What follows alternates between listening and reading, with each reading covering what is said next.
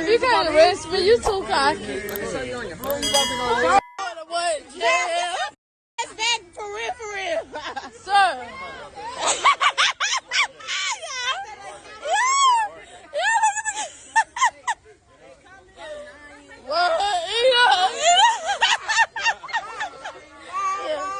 Arrest her.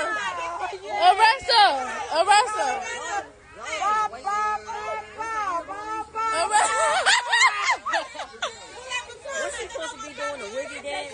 Arrest her. Well, baby, you can't arrest me. You too kind. Do you see him squealing? Do you see him treating people bad because they don't agree with him? Do you see him talking about people? I mean, do you see him sitting over and don't have interaction with you because you're a little bit different? He doesn't do that. Meanwhile, I don't care if you're on the left or the right. If you're a human being and that story doesn't just move you like a human being should be moved, there is something wrong with you. These are the people, Laura, who like to have the hashtag #BeKind on their social media biographies. These are the compassionate people. These are the ones who care more than anybody. Look at the way they treated DJ Daniel. Look at the way they treated the family of that poor murdered girl. Look at the way they behaved with their stupid signs. There was something wrong with those Democrats who didn't get up off their backside. And it says an awful lot that they still pretend they are the caring ones, the compassionate ones. Senator, how's it going?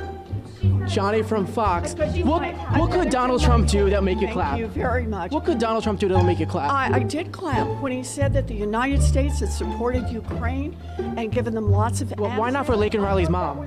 How was that speech last night? Did you love it? Well, I watched it. I don't think that was the best look for our party last night. Very disappointing. So you didn't stand up for anything? The president got before the American people, didn't talk about how he could drive down grocery prices. Senator, why weren't you standing yesterday for anything? Very important hearing right now on anti-Semitism. But you didn't stand for anything at the speech last I don't know night. what you're talking about, where you got that information. Well, there was nothing the president had to say. Laken Riley's mom, you didn't Either stand for her. factual or truthful. We applauded. You don't think it's worthy to stand up for her like everyone else? We should applaud. I need you to move. Congressman, why didn't you stand for the speech? Have a good day. I need to go to a meeting. 80% of the American people, according to CBS, loved the speech. Again, I don't think when the United States... Are the Democrats out of The touch? United States of America. Forgive me for voting here. Forgive me for being out of breath. I don't know what speech they were watching. They were watching the president's speech, Senator. Really? It wasn't worth watching. Why was Al Green so disrespectful? You gotta ask Al Green. So I just pulled up to Congressman Al Green's office, went inside, see if he wanted to talk, because he did a lot of talking at the joint address, but they shooed me away. They said, we're not talking to Johnny. What was wrong with those Democrats? They couldn't stand last night? Well, you know, I think people got to see the difference between conservative Republicans and liberal Democrats. Liberal Democrats are miserable people. I bet their butts were sore sitting that long.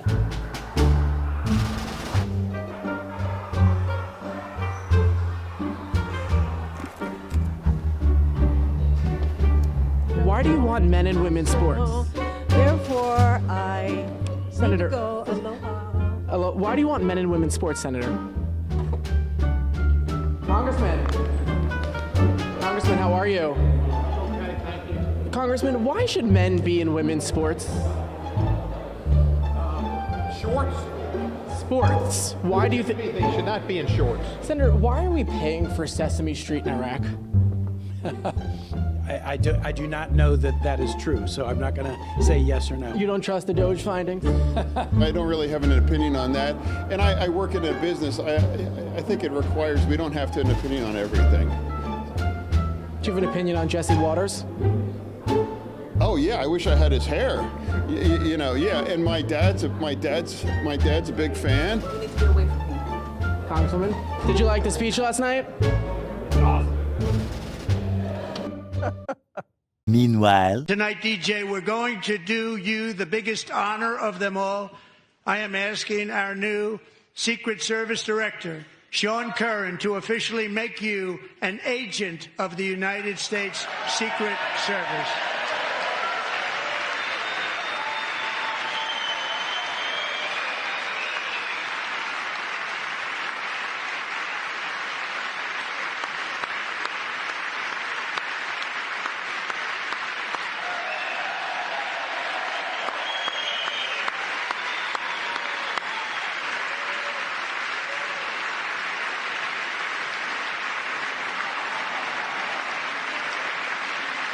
What's going on? Is Anton from AntonDaniels.com. I appreciate you guys for continuing to rock with me. I went back and I watched Donald Trump's speech. It was like 100 minutes or something like that. It was the longest speech in history as far as the addresses to Congress. It actually broke the record from Bill Clinton's address to Congress.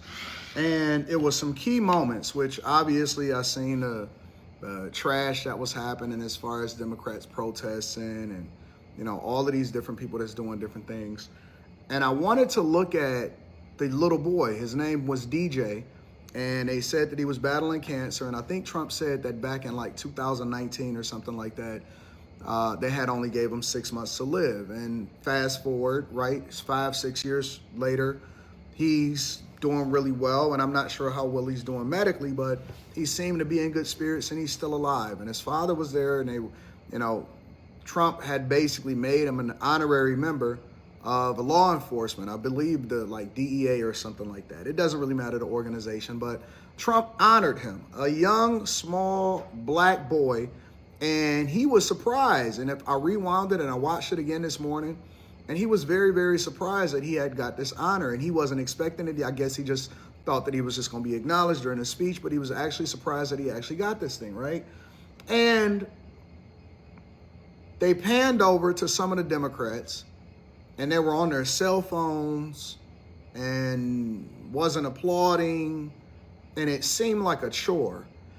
And that's the moment, the aha moment, because we all knew it, right? We all knew that they're not really a party for Americans. They don't really care about bipartisan leadership. They don't really care about issues or anything like that. They couldn't put their pride to the side for 1 minute, for one moment, to honor a young boy, cancer survivor, who is being honored by the Trump administration, and they could not just put their hate for Donald Trump or hate for America down for 1 second just to say and honor and clap and acknowledge this boy, all because Trump was the one that was giving a speech.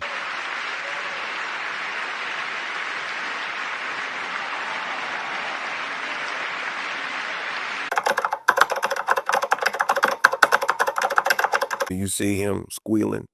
Do you see him treating people bad because they don't agree with him? Do you see him talking about people? I mean, do you see him sitting over and don't have an interaction with you because you're a little bit different? He doesn't do that. I wouldn't let him think that's not what I teach. I teach the same thing my kids, my dad taught me. Tell me, when President Trump called you by name, and your dad, and recognized you, and what did that, that's such a moment. How did that make you feel? Great, but I was not expecting him to give me an actual badge for Secret Services. I ain't gonna lie, my jaw dropped all the way to the ground. I could barely even pick it up. What did you think was gonna happen? I had no idea because nobody told me. And the funny part is everybody knew, they just didn't want to tell me. They told your dad maybe ahead of time? No, they didn't. They didn't even tell my dad. Oh, yes. The United States Secret Service. That's pretty special. I did have the FBI, but I don't think that's my favorite no more. Well, my top 3 favorite is Secret Service, FBI, and ORG. That's the top people that you don't want to mess with. That's a pretty big deal. I see you're in uniform. After this, I don't think my friends are going to be able to talk to me. You think they'll be a little bit envious? Pretty much. Yeah.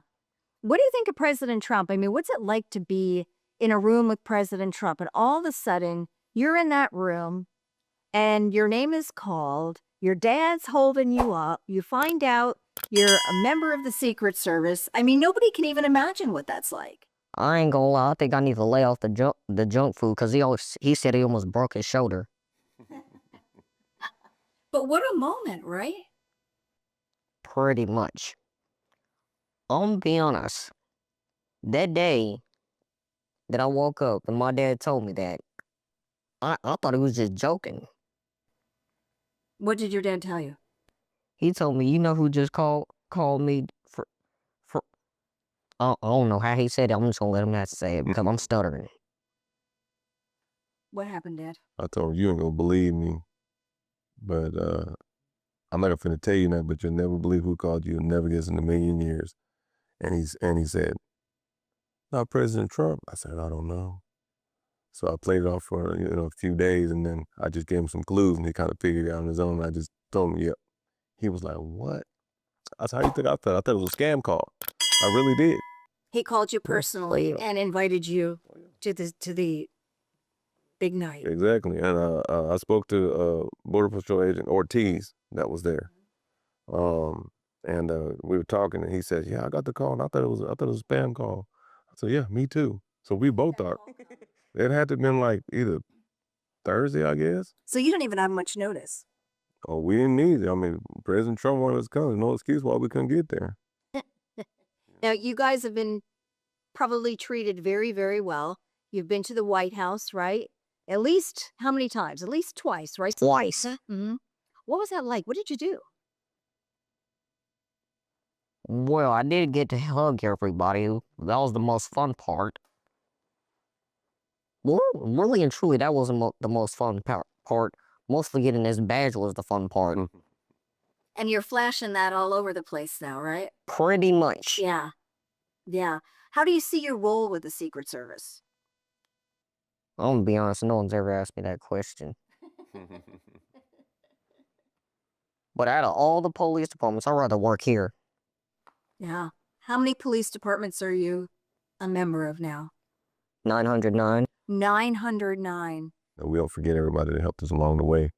I know you've been through a lot with your medical issues, right? Can you tell me, for people who don't know, can you explain to me some of the medical issues you've been through? What's going on with you? Well, I couldn't walk or talk. I'm gonna be honest with you. I couldn't walk or talk. But I used a stuffed animal turtle just to talk, just not in the head and everything.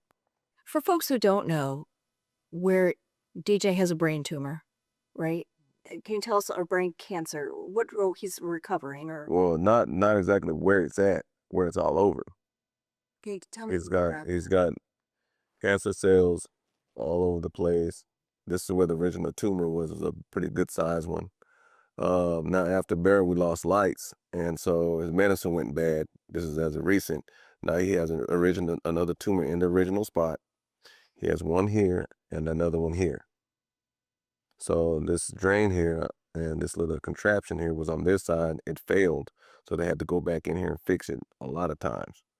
But since they put it here, then if it does fail anytime or break the hose here on the side of his head, if it breaks, they don't know if they're going to be able to find any more ventricles to put the hoses because they're too small, and it runs down from here to his stomach. So, he's got it all down his C3, C4, C5, all those down his back of his neck, down through the spinal cord to his tailbone. So, I mean, eventually he won't be able to walk, but we're not gonna bring that existence. We're just gonna say we're gonna keep on rolling. They got a singer called King George, and he loves some King George. He said, oh yeah, we're gonna keep on rolling. So we're gonna keep it rolling with no excuses. We don't have bad days. We do not have bad days. And we just, what the country folks will say, we just get her done. And that's what we do. I love that expression. Oh yeah, gotta get her done. Okay. But yeah, he's definitely resilient.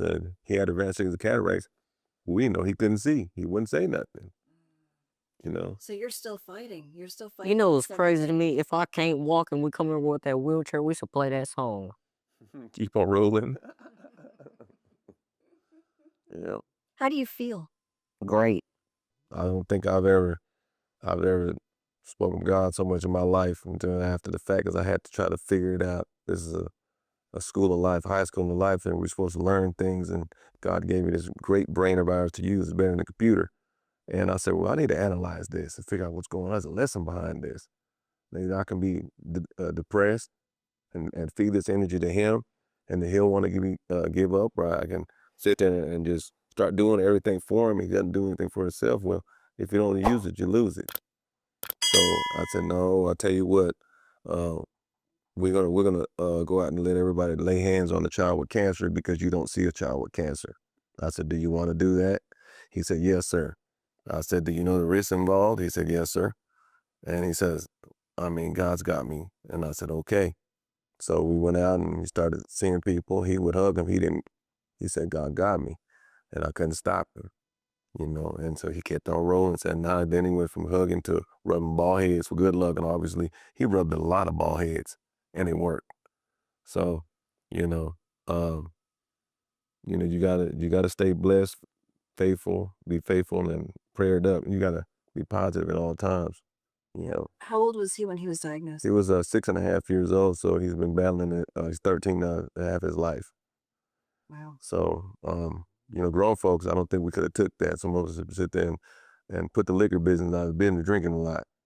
You know, we'll smoke ourselves to death or something. I don't know. We just give up. But we'd have probably done that the second or third time. He's at 13. Do you see him squealing? Do you see him treating people bad because they don't agree with him? Do you see him talking about people? I mean, do you see him sitting over and don't have interaction with you because you're a little bit different? He doesn't do that. I wouldn't let him think that's not what I teach. I teach the same thing my kids, my dad taught me. You know, we all live in this worldly house together, and we're all neighbors. And it said, love thy neighbor, and that's what we're going to do. And we try to do what's in the best interest for all of us at the end of the day. Because at the end of the day, I'm going to need you sooner or later. We're all going to need each other. Do you think he was, in a way, he was a role model even in that room last night? Well, I tell you what, you know, you used the term, we're in a room full of politicians.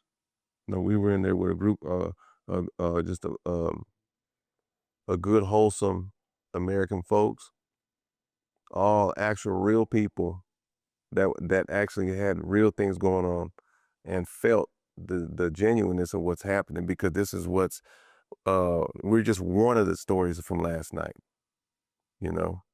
And so those are actual people that were down there, regardless of people would say they were politicians while they were listening to Mr. Trump. But when they turned around and started listening to our stories and clapping, they would turn into regular people. And that's what you want. You want regular people to do things. And those are great, wonderful people, regardless of it all. I'm sure the people on the other side, they're great, wonderful people deep down inside there. But I don't know what happened. It was very heartbreaking.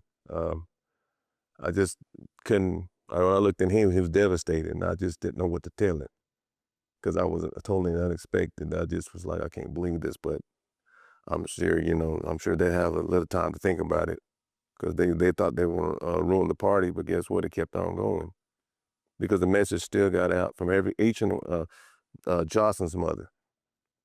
You got Lincoln Riley's mother. You got, I think his name was Jason, the youngster with his father, was a police officer, got killed in California. You got the West Point deal, because Mr. Trump said, well, guess what? Your application's already accepted.